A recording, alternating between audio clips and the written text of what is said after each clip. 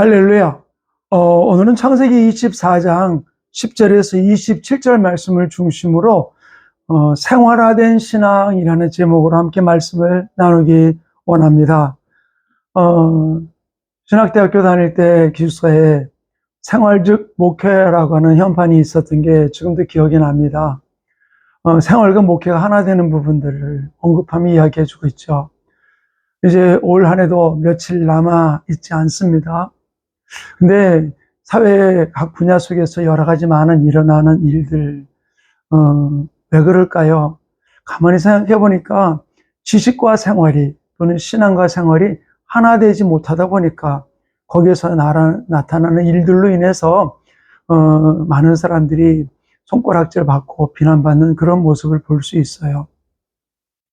오늘 본문에 아브라함이 자기 종에게 자기 아들 즉 며느리를 얻으라고 자기 고향 나홀의 성으로 보내게 되었죠. 고향으로. 그때 이 종이 메소포타미아에 가서 나홀의 성에 도착했을 때 하나님 앞에 이렇게 기도를 합니다. 하나님, 내가 누가 좋은 사람인지 모르는데 하나님 인도해 주세요. 내가 지금 첫 번 만나는 여자에게 이렇게 하겠습니다. 나에게 물을 달라고 하면은 그 물 떠온 그 여인이 나에게도 물을 줄 뿐만 아니라 내 이 낙타에게도 물을 주겠다고 하면은 그가 하나님이 정하신 여자인 줄 내가 알겠습니다. 라고 이야기를 해요.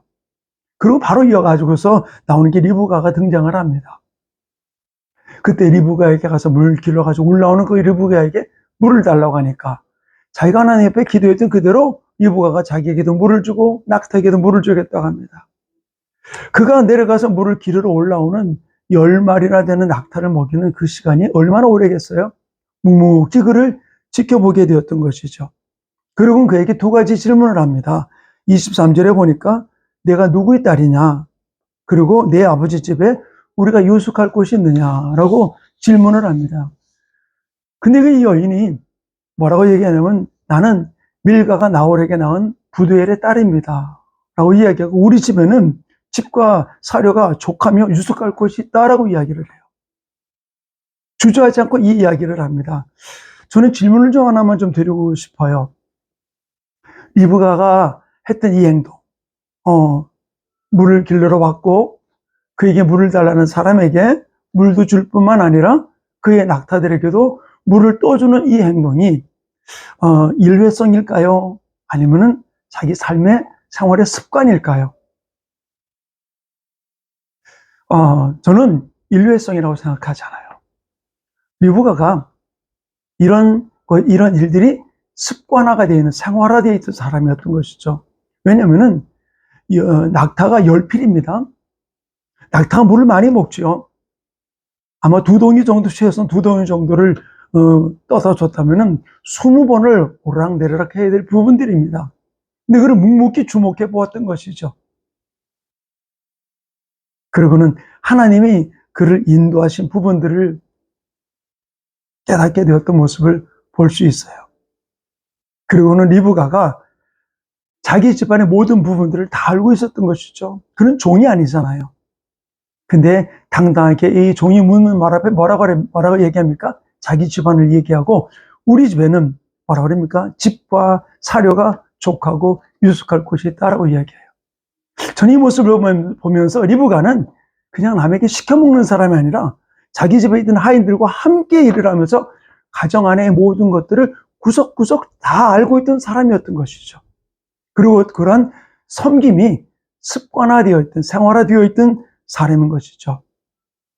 저는 이 모습을 바라보면서 우리의 신앙이 한번 반짝하는 모습으로 섬기고 헌신하는 그런 모습이 아니라 우리가 지속적으로 꾸준하게 말씀을 읽는 일, 예배하는 일, 기도하는 일, 그 다음에 헌신하는 일, 충성하는 일, 그 다음에 섬기는 일에 또 하나님께 드리는 일에 우리 일회성이 아니라 꾸준하게 지속적으로 드리는 아름다운 삶이 이루어져야 될 줄 믿습니다. 바로 그 모습을 이 종이 묵묵히 주목하였듯이 내가 그런 모습으로 지속적으로 어떤 일이 당장 일어나지 않느냐 할지라도 지속적으로 이 일을 행하고 나갈 때 그 행하는 모습을 하나님은 우리를 주목하여 묵묵히 주목하여 우리를 살피고 계실 줄 믿습니다.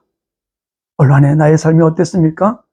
이제 내년에 지금 이 시간 이후부터 우리의 삶 속에서 인류의 성 반짝거리는 어떤 헌신과 충성과 봉사가 아니라 지속적으로 생활화된 아름다운 삶으로서 하나님의 영광 돌리는 주인공 되시기를 간절히 축원합니다. 아멘.